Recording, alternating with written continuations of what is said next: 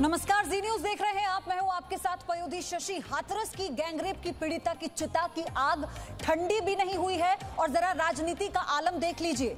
उसकी राख पर राजनीति शुरू हो चुकी है। मां के आंसू सूखे नहीं हैं, लेकिन उनके दर्द पर सियासी घमासान शुरू हो चुका है। क्या रेप पर राजनीति पर्यटन का ये नया दौर है? कांग्रेस महासचिव प्रियंका गांधी वाड्रा राहुल गांधी के साथ दिल्ली से हाथरस के लिए रवाना हो चुकी हैं। ये इस पूरे मामले की बड़ी अपडेट। प्रियंका गांधी ने कहा है कि हाथरस में अन्याय हो रहा है, परिवार जांच से संतुष्ट नहीं है। प्रियंका वाड्रा ने कहा कि पीड़ित परिवार को धमका रही है योगी सरकार। सरकार परिवार को चुप कराना चाहती है। उधर दिल्ली नोएडा बॉर्डर पर कांग्रेस कार्यकर्ता प्रदर्शन कर रहे हैं। ये तस्वीरें भी हम आपको दिखा रहे हैं। डीएनडी पर भारी पुलिस बल की तैनाती भी कर दी गई है। ये तस्वीरें उस वक्त की आपके सामने है जो जी न्यूज पर आप देख रहे हैं, जिस वक्त प्रियंका और राहुल गांधी दिल्ली से रवाना हुए हैं, यानी हाथरस के लिए निकल चुके हैं दोनों। और प्रियंका गांधी ये कहती है कि अन्याय हुआ है पीड़िता के साथ, उसके परिवार के साथ अन्याय हुआ है। सरकार की लापरवाही की भेंट एक मासूम चढ़ी है। तो फिलहाल ये बड़ी अपडेट इस वक्त आपको दे दे। डीएनडी का हाल आप देख लीजिए। कांग्रेस के कार्यकर्ता बड़ी संख्या में वहां पर जुटे हुए हैं। नारेबाजी हो रही थी सुबह से ही। अब देखते ही देखते कार्यकर्ताओं की संख्या बढ़ने लगी है। तो क्या ये एक कानून व्यवस्था का मुद्दा नहीं है? सबसे बड़ी बात यह है कि इस वक्त चूंकि प्रियंका और राहुल हाथरस के लिए निकल चुके हैं, ये डीएनडी के हालात हैं जहां पर कांग्रेस के कार्यकर्ता बैनर पोस्टर लिए इस वक्त प्रदर्शन कर रहे हैं, नारेबाजी कर रहे हैं। ये दो तस्वीरें इस वक्त आपको हम दिखा रहे हैं। प्रियंका और राहुल जो हाथरस के लिए निकल चुके हैं। हालांकि उनसे मीडिया ने भी बात करने की कोशिश की तो कोई जवाब नहीं दिया किसी भी सवाल का। और एक तस्वीर डीएनडी की है जहां पर कांग्रेस के कार्यकर्ता सुबह से ही दिखाई दे रहे थे, लेकिन अब ये संख्या लगातार बढ़ रही है। झंडे लेकर कांग्रेस के बैनर पोस्टर के साथ ये प्रदर्शन हो रहा है, हंगामा भी हो रहा है।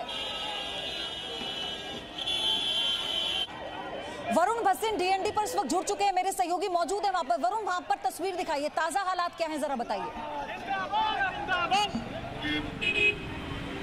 जी बिल्कुल, देखिए अगर मैं आपको यूपी में घुसने के लिए, दिल्ली से यूपी में घुसने के लिए जो डीएनडी है उसमें पहली तस्वीर मैं आपको दिखाऊं तो यहाँ सुबह से ही बहुत बड़ी मात्रा में जो समर्थक हैं प्रियंका गांधी जी के और राहुल गांधी जी के, वो इकट्ठा हो रहे थे। हमारे सामने फोन कर करके लोगों को बुलाया जा रहा था कि जी बहुत दिनों बाद आज टूर एंड ट्रैवल खुल गया है हमारा, आज हमारा समय है कि हमें सड़क पर आकर प्रदर्शन दिखाना है। तो वैसे ही फोन दर फोन होते गए और जैसे ही अभी राहुल गांधी जी और प्रियंका गांधी जी यूपी में घुसने के लिए आते हैं, हाथरस की तरफ जाने के लिए, वहां पर जो भीड़ देखने को मिलती है वो वही पुरानी भीड़ की हमें शक्ति प्रदर्शन करना है। जब लोगों से पूछा गया आप किस लिए जा रहे हैं, कह रहे हैं कि प्रियंका जी आ रही है, राहुल जी आ रहे हैं, इसीलिए हमें जाना है। बस यही बातें करते हुए अभी एक बहुत बड़े काफिले के साथ यहाँ पर प्रियंका जी आती हैं। सुरजेवाला जी गाड़ी ड्राइव कर रहे हैं, राहुल जी साइड में बैठे हैं, पीछे प्रियंका जी हैं जो फोन चला रही हैं। शायद लोगों को फोन किया जा रहा होगा और उसके बाद की तस्वीर यहाँ पर दिखती है जो आम लोगों की परेशानी। एक बात जरा क्लियर कर दीजिए, क्योंकि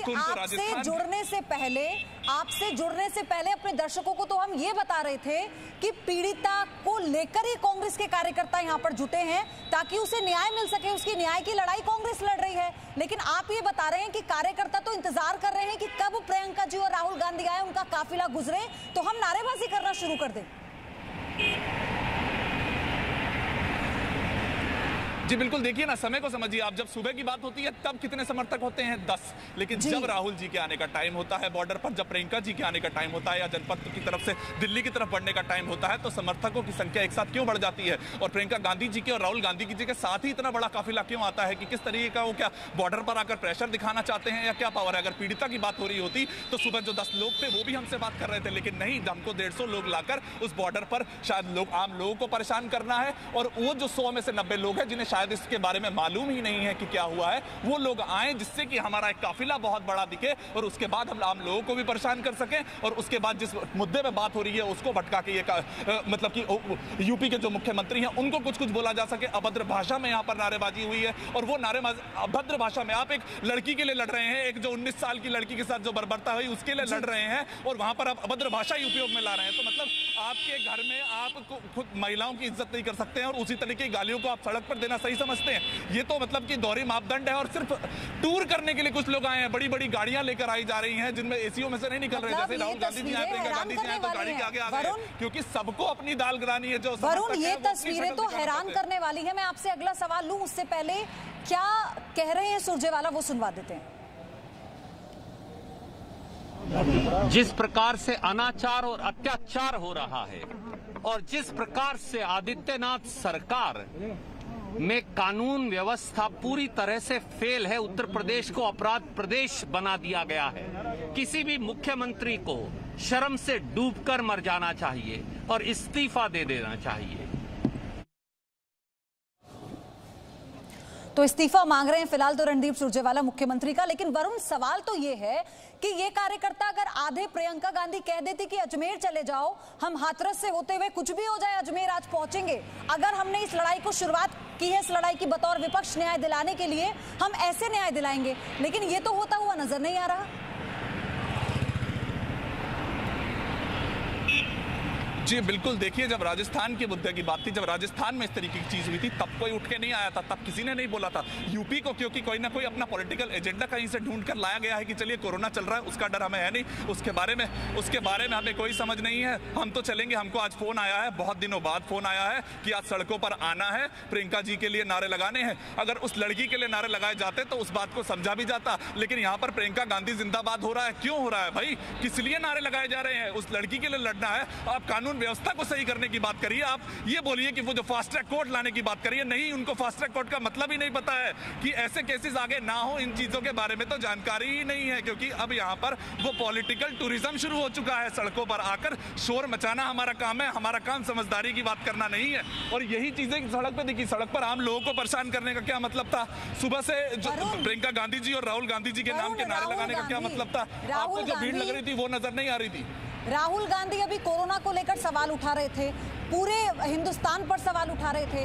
अब आप जरा पूछिए, उनकी पार्टी के जो कार्यकर्ता हैं खचाखच एक रोड पर भर जाते हैं, गाड़ी से चिपके हुए नजर आ रहे हैं, तो सब कुछ भूल चुके हैं क्या? किस तरह के हालात है देश में, क्या करना है, किस लिए जा रहे हैं? किसी बात की कोई फिक्र नहीं सिवाय राजनीति के इन लोगों को। आज तो इस बात को बोल ही नहीं सकते हैं ना, आज तो अपना शक्ति प्रदर्शन करना है, उनको दिखाना है मेरे साथ इतने लोग लड़ रहे हैं। इतना अपने शक्ति प्रदर्शन करने का बहुत दिनों बाद टाइम निकला था, शायद बहुत समय बाद बाहर निकले हैं, और वही भीड़ को सुबह खुद ही फोन करके इकट्ठा किया।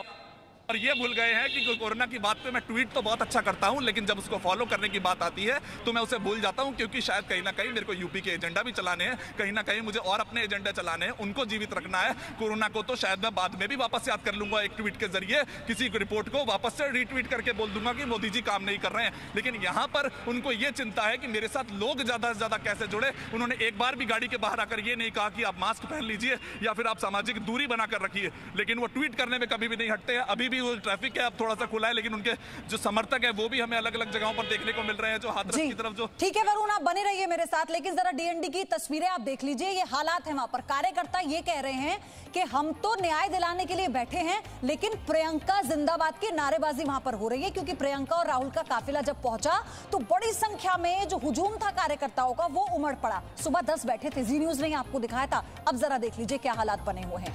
उधर यूपी सरकार के कैबिनेट मंत्री सिद्धार्थनाथ सिंह ने यह कहा है कि यूपी सरकार अपना काम कर रही है और विपक्ष केवल इस मुद्दे पर सियासत कर रहा है। प्रियंका वाड्रा जी, आपकी सरकार है, वहां पर 2 बहनों के साथ 12 के अंदर जो घटनाएं हुई है, घटना खाली एक जगह नहीं, 3 आपके बड़े शहरों में हो रही हैं, और आप चुप हैं। ना आपका ट्विटर हिलता है, ना ही आपकी तरफ से बयान आता है, और आप चल पड़े हैं उत्तर प्रदेश के लिए।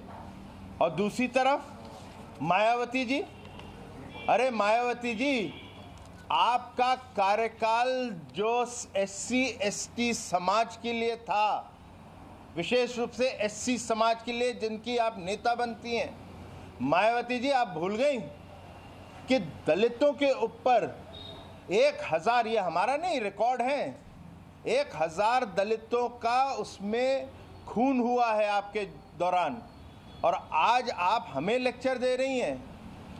आप अपनी उंगली एक हमारे पर उठाएंगी तो आपके ऊपर 2 उंगलियां आएंगी, और आप ऊपर मुंह करके थूकेंगी तो थूक आप पे ही गिरेगी। मायावती जी को ये याद रखना चाहिए।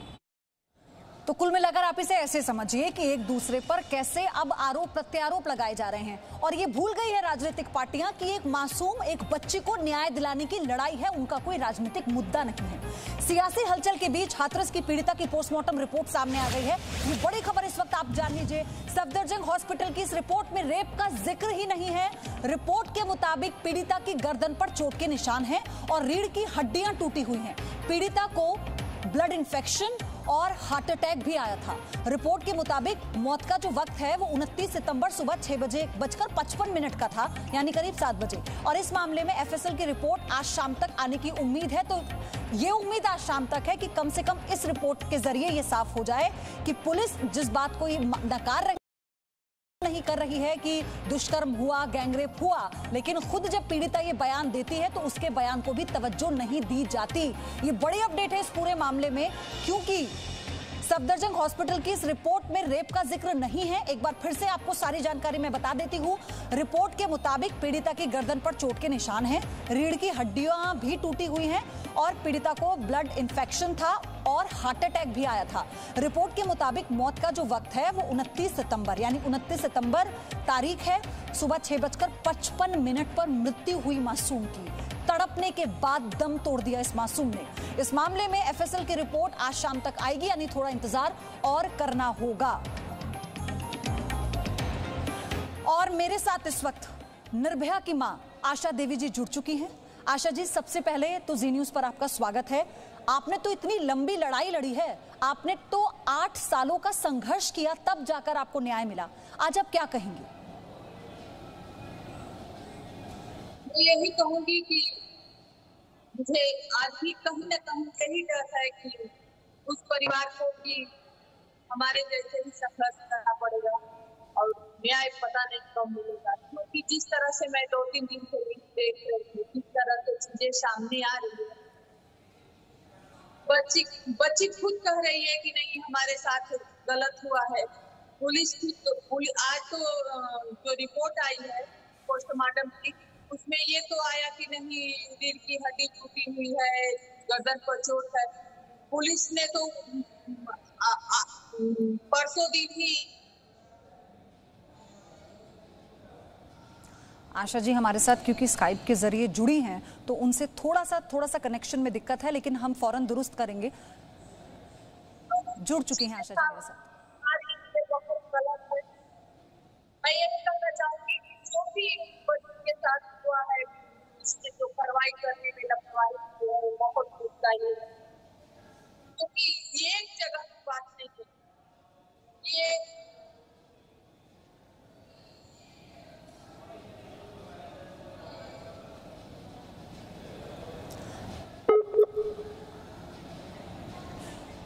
चलिए उनसे फिर से हम जुड़ेंगे, लेकिन क्योंकि आशा देवी जिन्होंने अपनी बेटी को न्याय दिलाने के लिए एक बहुत लंबी लड़ाई लड़ी, कानूनों में बदलाव हुआ तो एक आंदोलन जब पूरे देश में छिड़ा, आपने वो तस्वीरें भी देखी थी जब तमाम विपक्ष की महिला नेता सरकार की विपक्ष की मिलकर एक साथ राष्ट्रपति से गुहार लगाती हैं कानूनों में बदलाव की। वो तस्वीर भी देश ने देखी जब संसद के बाहर कैसे हर एक व्यक्ति के जुबान पर बस एक ही मांग थी कि सख्त कानून लाया जाए, फास्ट ट्रैक कोर्ट बनाई जाए ताकि स्पेशल केसेस जो हैं तुरंत उनका समाधान हो वहां पर। लेकिन उसके बावजूद तो अपराधों की संख्या मानो जैसे और बढ़ गई। कोई खौफ इन अपराधियों के मन में है ही नहीं। महिला कानून को लेकर इन्हें जानकारी ही नहीं है और शायद ये जानते ही नहीं है कि ये मखौल उड़ा रहे हैं एक तरह से कानून का। ये चिढ़ा रहे हैं और ये बता रहे हैं कि कितने भी कानून आ जाए लेकिन हम नहीं रुकेंगे, क्योंकि जो आंकड़े सामने आए हैं ना वो यही बताते हैं। जो पोस्टमार्टम रिपोर्ट आई है उसके बारे में हम आपको बता रहे हैं कि रिपोर्ट में रेप का जिक्र नहीं है। आप इस अपडेट को समझ लीजिए, क्योंकि जो पोस्टमार्टम रिपोर्ट सफदरजंग अस्पताल की तरफ से दी गई है उसमें रेप का जिक्र नहीं है। पीड़िता की गर्दन पर चोट के निशान हैं, ये उसमें कहा गया है। साथ ही हार्ट अटैक आया था, उस बच्ची को हार्ट अटैक आया था, उसको ब्लड इंफेक्शन हुआ था, ये जानकारी है। 29 सितंबर सुबह 6:55 पर मासूम ने दम तोड़ दिया था, यानी जिंदगी से वो जंग जो लड़ रही थी वो हार गई थी। 29 सितंबर की वो सुबह थी जब एक मां का कलेजा छलनी हो गया, एक पिता को जीवन भर का गम मिल गया और एक भाई की कलाई हमेशा के लिए सूनी हो गई क्योंकि उसकी बहन तड़प तड़प कर इस दुनिया से चली गई। और पुलिस हाथ पर हाथ धरे बैठी रही क्योंकि वो ना तो ये बताती है कि किन कंडीशन में इस बच्ची को अलीगढ़ से सफदरजंग रेफर किया गया और क्या कंडीशन थी, क्या मेडिकल स्टेटस था, कोई जानकारी देने को तैयार नहीं है। ये पोस्टमार्टम रिपोर्ट में जो फैक्ट सामने आए हैं ये जी न्यूज आपको दिखा रहा है। आप ध्यान से समझिए कि उसमें क्या क्या आया है। हार्ट अटैक का जिक्र किया गया है, गर्दन में चोट थी, साथ ही ब्लड इंफेक्शन का जिक्र हुआ है और मृत्यु का जो समय है वो बताया गया है, तारीख है 29 सितंबर और सुबह 7 बजे इस मासूम ने दम तोड़ दिया। लेकिन जी न्यूज जो सवाल पूछ रहा है, हम लगातार ये सवाल सरकार से, पुलिस से और प्रशासन से पूछते रहेंगे जब तक इस मासूम को न्याय नहीं मिल जाता है। छोटा सा ब्रेक लेना है। Presenting B News app available on Google Play and App Store. Download it now.